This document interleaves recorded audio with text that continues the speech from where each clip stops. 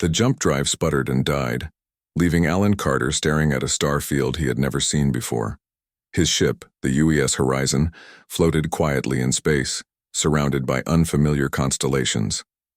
"Captain Jake, we have a problem," Alan called, over the intercom.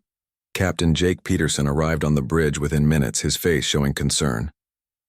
"What's wrong?" "The jump drive failed."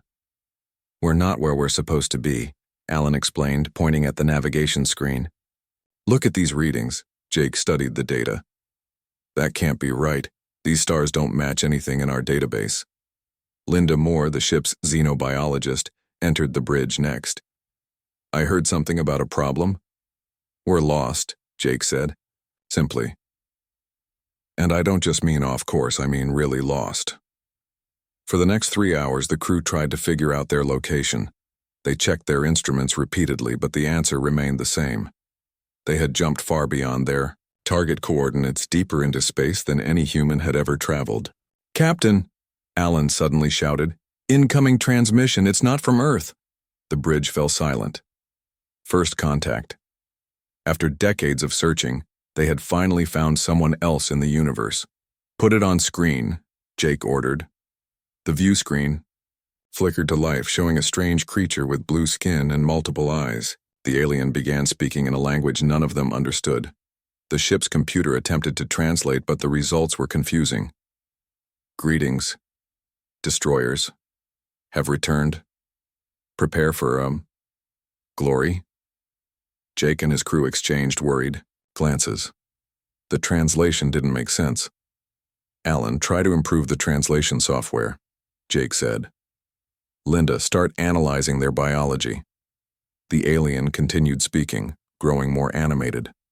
Other alien faces appeared on the screen, each looking different from the others.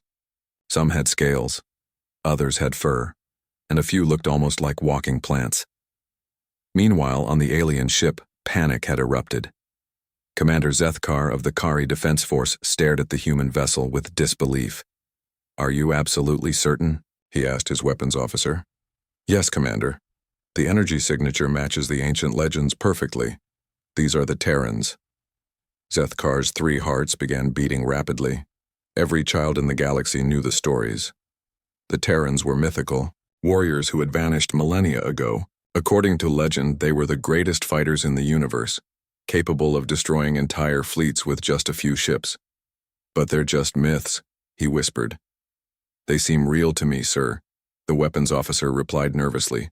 On another bridge across the vast space between stars, Admiral Kilnoth of the Vexlith Empire received the same shocking news. "Confirm those readings immediately," she demanded. Her science officer's tentacles shook with fear. "Confirmed, Admiral. The ship matches every description from the old texts. They use primitive-looking ships with powerful weapons." Kilnoth had studied history extensively. The legends spoke of the Terrans as beings who fought with cunning and adaptability. They could turn any situation to their advantage, no matter how desperate. "What are they doing?" she asked. "Just floating there, Admiral, making no aggressive moves. That's their trick," Kilnoth said, remembering the tales. "Luring enemies into false security before striking." Back on the UES Horizon, the crew remained oblivious to the panic they had caused. They continued trying to communicate, believing this to be humanity's greatest discovery. Jake decided to take a different approach. "Alan, stop the automated messages. I'll try to communicate directly." He sat before the camera. "This is Captain Jake Peterson of Earth Vessel Horizon. We come in peace. We're explorers, not warriors." Across dozens of alien ships, translators processed his words. But old fears die hard. The aliens heard explorers and thought scouts. They heard peace and remembered ancient warnings about Terran deception. On the planet Carey Prime, the Galactic Council held an emergency session. Representatives from 30 different species gathered in their Great Hall. "The Terrans have returned," announced Counselor Yevex, a being made of crystalline structures. "Our deep space sensors have confirmed their presence." A murmur ran through the hall. Some species had considered the legends mere fiction. Others had always believed the Terrans would return one day. They claim to come in peace, added another counselor. Of course they do, scoffed Ambassador Threx, whose people had once been conquered by warriors matching Terran descriptions. That's their way. They make you trust them, then destroy you from within. The debate raged for hours. Some counselors wanted to welcome the humans immediately. Others suggested destroying them before they could begin their conquest. A few proposed waiting and observing. Finally, they reached a compromise. The Council would keep Earth's location secret from the galaxy's more aggressive civilizations. They would study the humans from afar, watching their actions before deciding on contact. On a mining station near the Kelmore Nebula, Sam Bradley was enjoying his daily break when news of the discovery reached him. Unlike his fellow humans aboard the Horizon, Sam had been living among aliens for years. He had married a Vexlith woman and raised 2 children in this strange corner of the galaxy. He listened to the news broadcast with growing concern. The reporter spoke of the legendary Terrans returning, of fleets preparing for war, of ancient fears awakening. Sam rushed to his communication terminal. He needed to warn someone. But who would believe him? And could he reach Earth in time? Meanwhile, Kate Miller, working as a translator on a trade ship, overheard crew members discussing the Terran threat. She tried to correct their misconceptions, explaining that humans were peaceful. "You don't understand," the ship's first officer told her. "In the old times, the Terrans pretended to be peaceful too. Then they conquered half the galaxy before mysteriously disappearing." "But that's just a story," Kate protested. "The evidence suggests otherwise," the officer replied grimly. As days passed, the situation grew more tense. Every alien in the sector knew about the human ship. Some proposed sending gifts and diplomatic offers. Others prepared weapons and defensive systems. The UES Horizon remained unaware of the storm they had created. They spent their time trying to improve communication, studying the various alien species that watched them, and marveling at first contact. "Should we try to go home?" Linda asked during one of their daily meetings. "The jump drive is still damaged," Jake reminded her. "We need to repair it first. Besides, this is the discovery of the century. Let's make the most of it." What none of them realized was that they had stumbled into a galaxy where myths and legends held tremendous power, where stories told around countless alien hearths spoke of a warrior race that had once dominated the stars, where every civilization prepared for war against an enemy they believed would show no mercy. The UES Horizon floated peacefully in space, a tiny speck carrying 3 humans who would unwittingly reshape galactic civilization. The age of myth was ending. The age of contact was beginning, and nothing in the galaxy would ever be the same again. News of the human discovery spread like wildfire across the galaxy. Within days, every major civilization knew about the UES Horizon and its crew. Some welcomed the news with excitement, others with fear, and a few with dark intentions. On the trading world of Nexus 4, rumors filled the marketplace. Merchants from 100 different worlds gathered to share stories and gossip. "They killed my grandfather's people," whispered a reptilian trader to his customers. 3 ships of theirs against our entire fleet. We never stood a chance." "I heard they eat metal," another merchant added. "Their bones are made of steel and they drink acid for breakfast." Every tale grew more outrageous with each telling. Humans became monsters in the imagination of those who had never seen them. Sam Bradley heard these rumors as he traveled between star systems. His work took him to many worlds, and everywhere he went, people spoke of nothing else. "The Terrans are coming," he overheard at a fuel station. "The Council is gathering armies." Sam pulled his hood lower over his face. His skin was too similar to the pictures spreading across news networks. If anyone discovered he was human, he might not survive the day. He needed to reach someone who could help. Earth had to be warned about what was happening. Kate Miller faced similar problems. Her alien crewmates grew more suspicious each day. They watched her movements, questioned her background, and whispered behind her back. "You sure she's not one of them?" The ship's engineer asked the captain. "She's been with us for years," the captain replied, "before anyone even knew humans existed."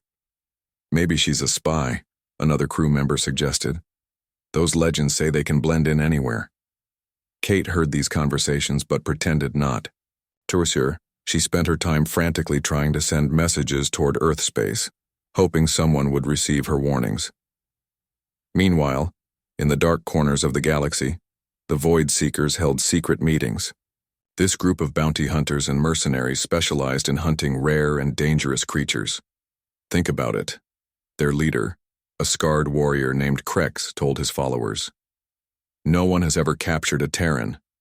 They're the ultimate trophy, the greatest hunt in galactic history." "But sir," a younger hunter objected, "what if the legends are true? What if they're too powerful?" Krex laughed harshly. "Legends are just stories told to scare children. These Terrans are flesh and blood like any other species. They can be killed."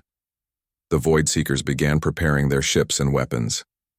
They studied every scrap of information about human technology, every detail about the UES Horizon's capabilities. On Earth, life continued normally. People went to work, children attended school, and scientists planned future explorations. The government had received weak signals suggesting contact with aliens, but nothing concrete enough to announce publicly. In space, the UES Horizon finally made progress with communication. Alan Carter and Linda Moore worked tirelessly on the translation software. "Look at this, Captain," Alan called excitedly one morning. "I think I figured out why the translations were wrong."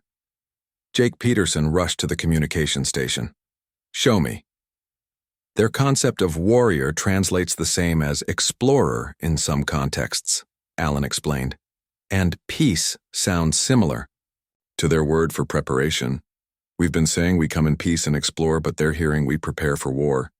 Linda joined them, looking troubled. "There's more. I've been analyzing the alien broadcasts. They keep mentioning the return and ancient destroyers. They think we've been here before." "That's impossible," Jake said. "We've never had contact with any of these species."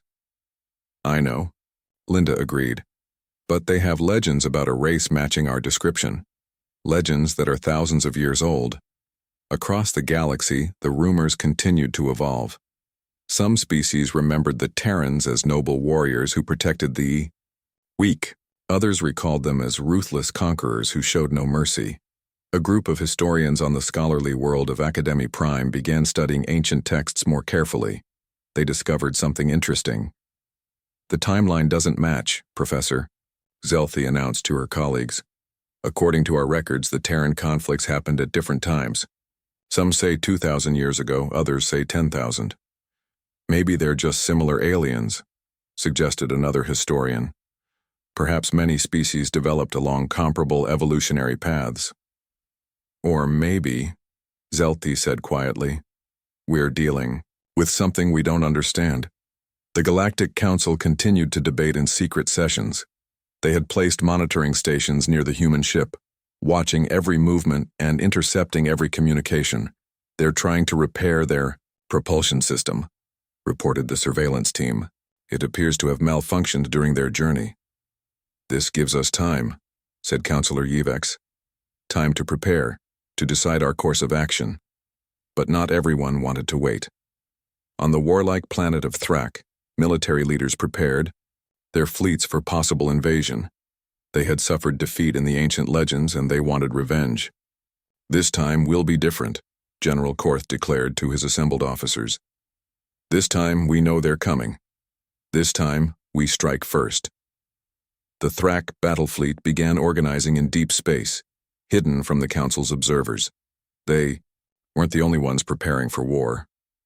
Brian Walsh, one of the few humans living covertly among aliens, worked as a data analyst on a communications relay station. He had access to message traffic from across the sector. "This is bad," he muttered to himself as he read reports about military movements. "Really bad." He began accessing restricted databases, searching for information that might help.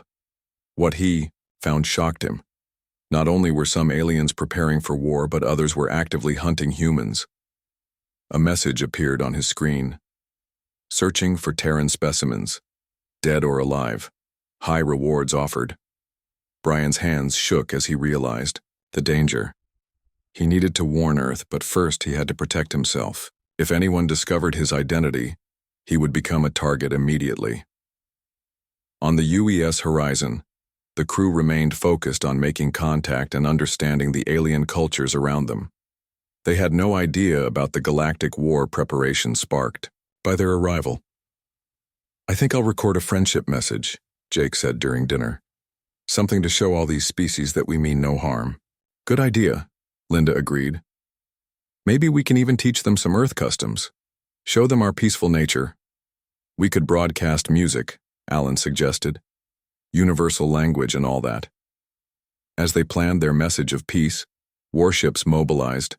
Across the galaxy, the Void Seekers sharpened their weapons and studied their prey. Historians argued about ancient texts and politicians debated survival strategies. The day grew closer when myth would meet reality, when legends would face the truth. The galaxy held its breath, wondering if the stories would prove accurate, or if humanity would surprise them all. In the silence of space, the UES horizon repaired its engines, unaware that with each passing hour, the situation around them grew more dangerous. 3 humans had accidentally triggered a galaxy-wide crisis, their very existence threatening to start a war that could consume countless worlds. The age of discovery had become the age of fear, and somewhere in the darkness, hunters prepared for the greatest hunt in galactic history. The research vessel UES Discovery drifted quietly through the Kelmore Nebula, its sensors scanning for valuable minerals. Dr. Peter Johnson watched the data screens carefully, excited about the strange readings they had detected. "Captain, I'm getting unusual energy signatures," Peter called to Commander Ryan Clark. "They don't match anything in our database." "Natural phenomenon?" Ryan asked, approaching the science station. "I don't think so. The patterns are too regular." Before Ryan could respond, alarms blared throughout the ship. 5 unknown vessels appeared on their sensors, moving with hostile intent. "Battle stations," Ryan shouted as the crew scrambled to their positions. The attacking ships were unlike anything humans had ever seen. They resembled giant insects made of metal and crystal, with weapons that glowed with evil-looking energy. "Incoming fire," warned the tactical officer. The Discovery shook violently as energy beams struck its shields. The human ship was unarmed, designed for science, not war, but Ryan had no intention of surrendering. "Evasive maneuvers. Send an emergency beacon back to Earth." As the Discovery dodged and weaved through the nebula, the Void Seekers pressed their attack. Krex, their leader, smiled with anticipation. "Capture them alive if you can," he ordered his pilots. "Dead Terrans are worth less than living ones." The Discovery's shields weakened with each hit. Peter frantically worked at his station, trying to analyze the weapons being used against them. "Their energy signatures are off the charts," he reported. "But I think I see a pattern. If we could match their frequency—" "Do it," Ryan commanded. Peter worked fast, his fingers flying over the controls. He had studied energy physics all his life, but nothing had prepared him for this. Meanwhile, on the alien communication networks, news of the attack spread instantly. Millions of beings watched live feeds of the battle, their fears about human aggression seemingly confirmed. "See how they evade our ships," commentators said. "Just like the legends describe, unpredictable movement, desperate tactics." Many viewers didn't know that the Discovery was unarmed, that it was running rather than fighting. They saw only what matched their expectations, the return of the mighty Terrans. On a trade ship passing through the system, Kate Miller stared at the battle footage with horror. Her alien co-workers surrounded her, their faces showing a mix of fear and excitement. "They're finally showing their true nature," the ship's engineer said. "All that talk of peace was just an act." Kate felt sick. She wanted to tell them the truth, that the Discovery was being attacked, not attacking. But who would believe her? "Those are Void Seekers," someone mentioned. "The greatest hunters in the galaxy. If anyone can stop the Terrans, they can." The battle continued for what felt like hours but was only minutes. Peter finally found what he was looking for. "Got it," he shouted. "Their weapon system uses resonance frequencies. If we can reverse the polarity, The Discovery's engines, suddenly, produced a pulse of energy that disrupted the attackers' weapons. It was a lucky accident born of desperation and quick thinking. "Engines to maximum," Ryan ordered. "Plot a course out of here." The Discovery leaped forward, leaving the confused Void Seekers behind. But the escape wasn't clean. The ship had suffered damage and its position had been compromised. Across the galaxy, the Galactic Council held an emergency session. The attack had been broadcast everywhere, seen by billions. The humans defended themselves. One counselor argued. They were attacked first. They used unknown technology to disable Void Seeker ships, another countered. Just as the legend said they would, improvising weapons from science equipment. "This proves they're as dangerous as we feared," added a third voice. Counselor Wyvex tried to maintain order. "We need more information before making decisions. The situation is complex." But many counselors had already made up their minds. The human display of adaptability and quick thinking had impressed some and terrified others. On the planet Thrak, General Korth watched the battle footage with growing excitement. "Magnificent," he said to his officers. "Did you see how they adapted? How they turned a science ship into a weapon? This is why they're so dangerous." "Should we accelerate our war plans, General?" asked his second-in-command. "Yes. Strike before they can prepare their defenses. We won't get another chance." Unknown to the Galactic Council, several war fleets were already moving toward Earth's solar system. The Void Seekers' attack had triggered exactly what many had feared, a race to strike first.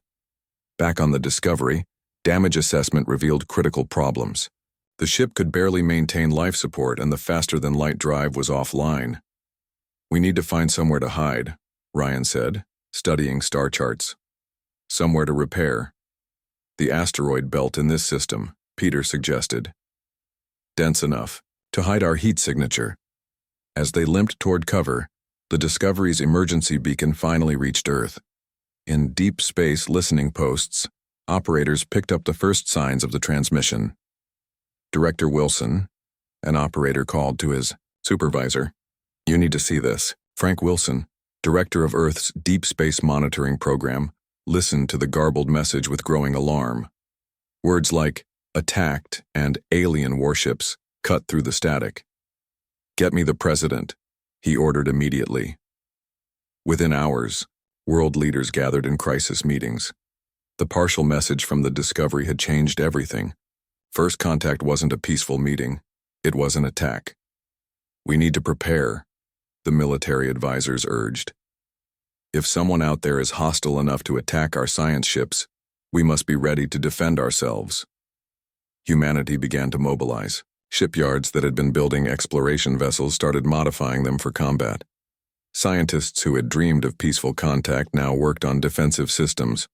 Dr. Maria Gonzalez, captain of Earth's rescue ship network, received the call to prepare for a retrieval mission. She didn't know the full details, but she understood the urgency. "We're not leaving our people out there," she declared to her crew. "Whatever's happening, we bring them home." As Earth prepared and alien fleets moved through space, Brian Walsh found himself in a unique position. Working at the communication relay station, he intercepted messages that revealed the true danger. "Multiple fleets converging on unknown coordinates," read one message. "Void Seekers requesting coordinates for Terran homeworld," read another. Brian realized with horror that the alien civilizations were organizing. Some were coming to make war, others to hunt humans for trophies. The myths about humanity had created a self-fulfilling prophecy. He made a decision that would change his life forever. Using every trick he had learned during his years in alien space, Brian hacked into the station's main transmitter. "Warning to Earth," he broadcast on every human frequency he knew. "You're in danger. Alien fleets approaching. Prepare for war." His message didn't reach Earth directly, but other humans living among the stars heard it. Slowly, word began to spread among Earth's scattered citizens. Something terrible was coming. The damaged Discovery continued its journey through the asteroid field, unaware that their brief battle had accelerated events beyond control. They had proven both the aliens' fears and humanity's capabilities in one desperate fight. The galaxy had seen human adaptability in action. Now it prepared for war, unsure whether it was attacking mythical monsters or defending itself against a peaceful species that had been forced to show its teeth. The confusion would cost countless lives before the truth finally emerged. Earth's orbital stations buzzed with activity. Every shipyard ran at full capacity, converting peaceful exploration vessels into armed defenders. Admiral Susan Brooks stood in the command center, watching the organized chaos with a mixture of pride and worry. "Status report," she commanded. Colonel Jack Henderson stepped forward with a data pad. "We've successfully modified 37 ships for combat. The civilian fleet has been evacuated to safe zones. Weapon systems are online." "And the warships?" Susan asked. "The Defender-class battlecruisers are ready. We've managed to load them with all our experimental weapons," Jack replied. "But Admiral, these are prototypes. We've never tested most of them in real combat." "We'll test them now," Susan said grimly. "What's our defensive strategy?" "We're positioning ships at Neptune, Jupiter and Mars," Jack explained. 3 lines of defense. If they break through one, they'll face another. Around Earth, cities transformed into fortresses. Civilians practiced evacuation drills while military units prepared for ground defense. No one knew how the aliens would attack, so they prepared for everything. At the Deep Space Monitoring Center, Director Frank Wilson worked without sleep. His team intercepted alien communications trying to understand what was coming. "Sir," one analyst called out, "we've identified at least 5 different alien fleets approaching our system." "5?" Frank asked, shocked. "Different species, different ships, but all heading this way," the analyst confirmed. "ETA, 3 days for the fastest group." Frank picked up the secure phone. "Get me the president again. We need to evacuate more than we planned." While Earth prepared, humans scattered across. The galaxy faced their own challenges. Sam Bradley continued his work on the mining station, keeping his true identity hidden while searching for ways to help Earth. One day he overheard a conversation that chilled him to the bone. The Thrak Empire sent their entire war fleet, a mechanic was saying. 200 ships all armed with their latest weapons. "The Vexlith aren't far behind," another worker added. "They hate the Terrans more than anyone. Lost half their territory in the old wars." Sam quickly left the conversation and found a private spot to think. Earth couldn't possibly fight so many enemies at once. He needed to do something, anything, to help. Kate Miller faced a different crisis. Her alien crewmates had discovered her true identity. They forced her into the cargo hold and locked the door. "We'll turn you over to the authorities," the captain explained through the intercom. "There's a reward for live Terran specimens." "Please," Kate begged. "I'm not your enemy. I've worked with you for years." "The war has changed everything."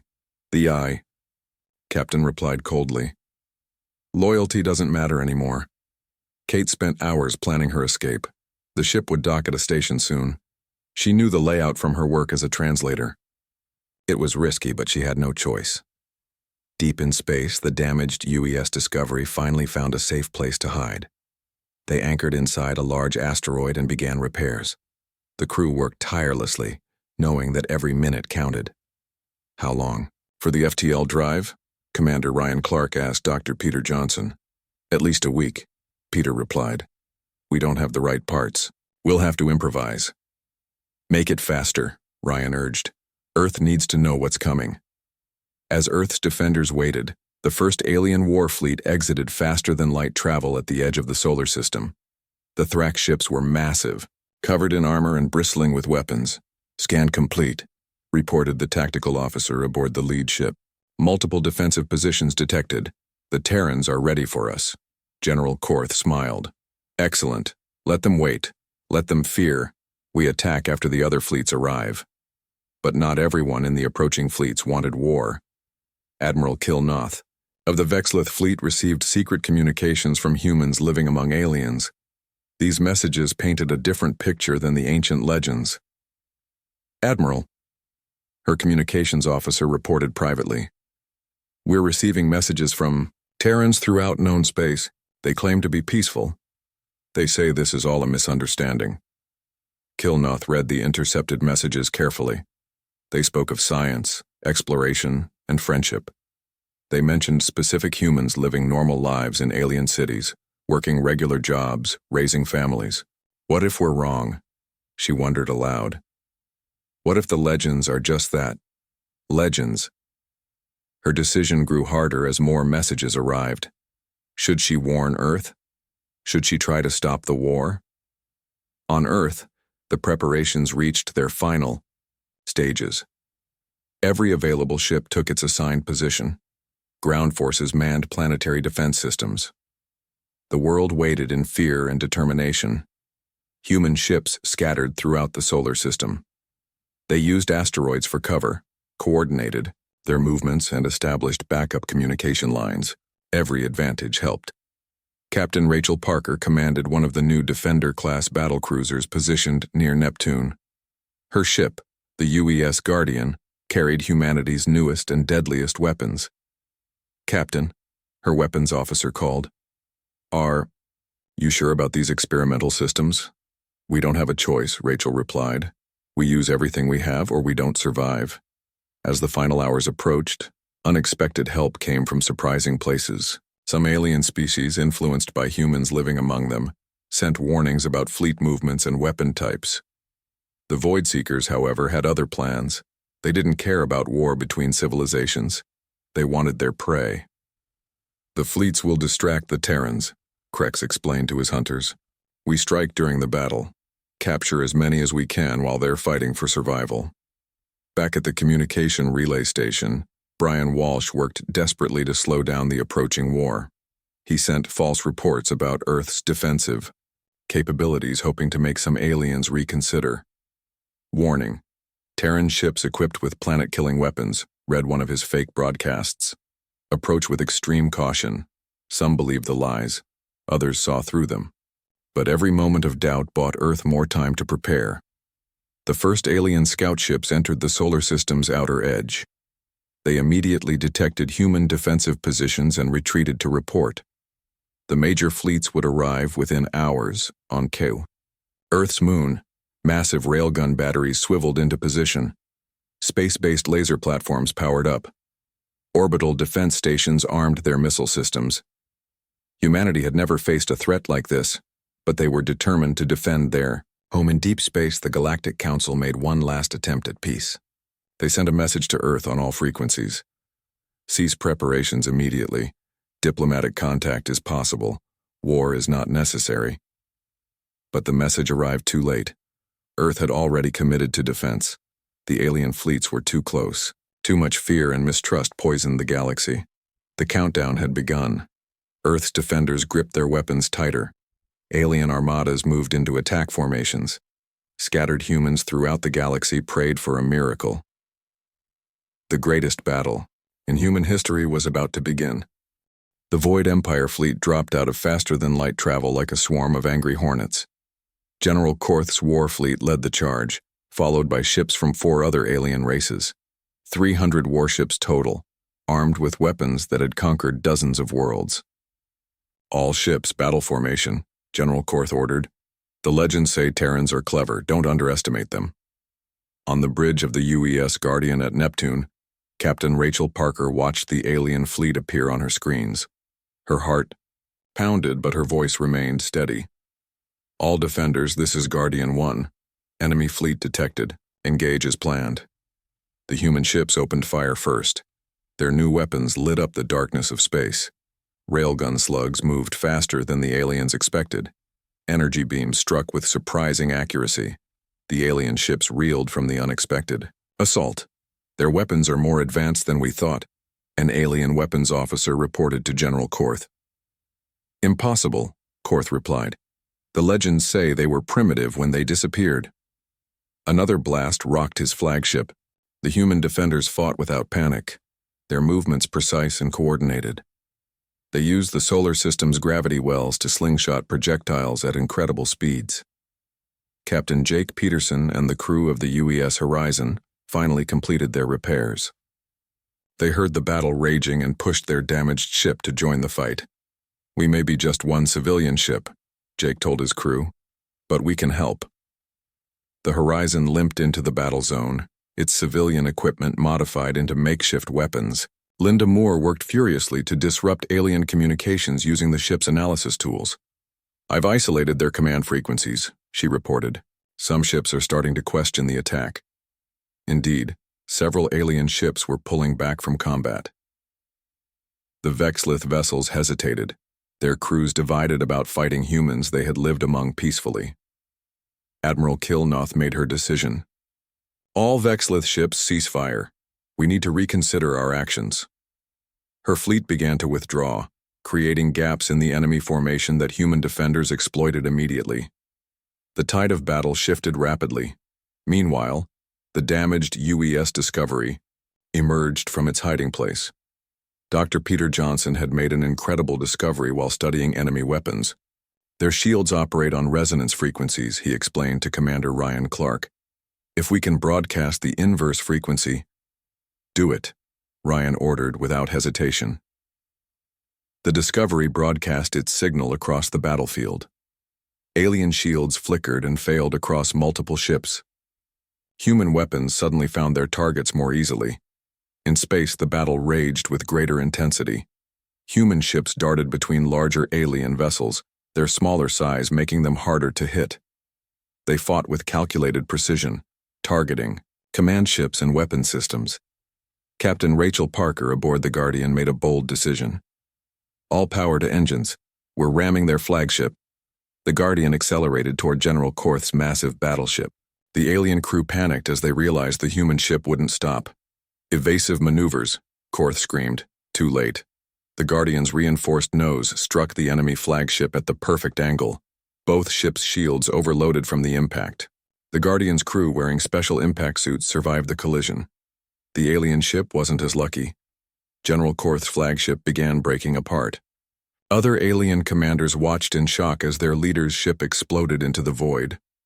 "The legends don't mention suicide attacks," one alien captain muttered fearfully. "They're more dangerous than the stories said," another agreed. Back on Earth, ground forces watched the battle above through telescope feeds. Citizens in underground shelters held their collective breath as humanity fought for survival.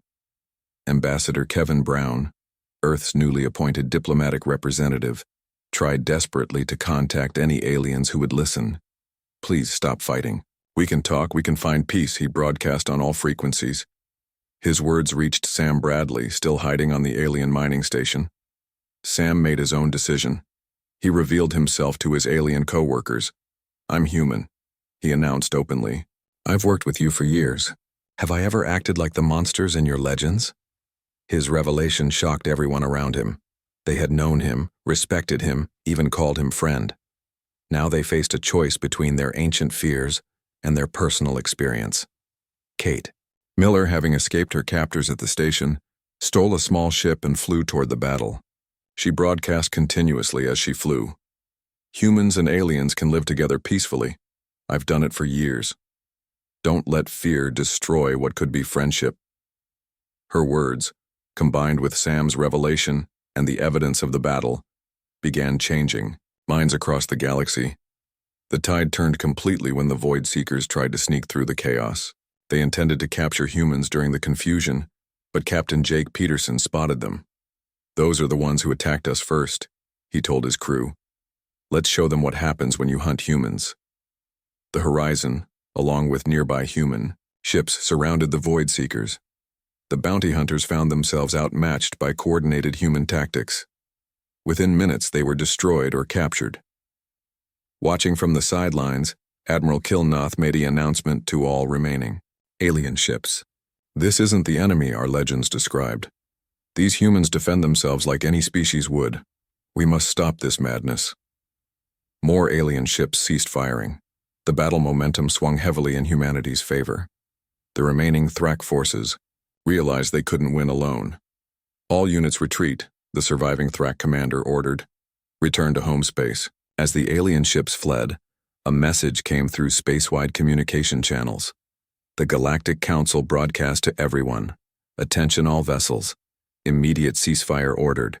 Diplomatic talks will begin immediately. All species are welcome to participate." The fighting stopped. Human defenders slowly powered down their weapons, ready but cautious. The solar system settled into an uneasy peace. Hours later, the first alien diplomats arrived at the meeting point, a neutral space station, hastily designated for the purpose. Ambassador Kevin Brown led the human delegation. "We come in peace," he began, the words now carrying weight after being proven in battle. "And we come in strength. Let's build understanding, not war." The galaxy had witnessed something extraordinary. Humanity had faced an armada, and prevailed not through superior technology or numbers, but through adaptability, courage, and unified defense. The myths about humans needed rewriting. In the following days, humans learned they weren't the monsters of legend, but neither were they helpless explorers. They were capable defenders who preferred peace but could wage war when necessary. 1 month later, Earth officially joined the Galactic Council. The myths about the ancient destroyers evolved into stories of the adaptable defenders. Trade routes opened. Scientific exchange began. Humans slowly integrated into galactic society. Jake Peterson's ship, the Horizon, became the first human vessel granted access to all alien territories.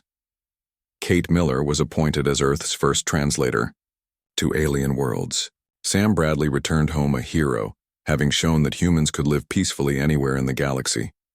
The battle at Earth's doorstep became known as the Myths End War, the day ancient legends met modern reality and truth emerged victorious.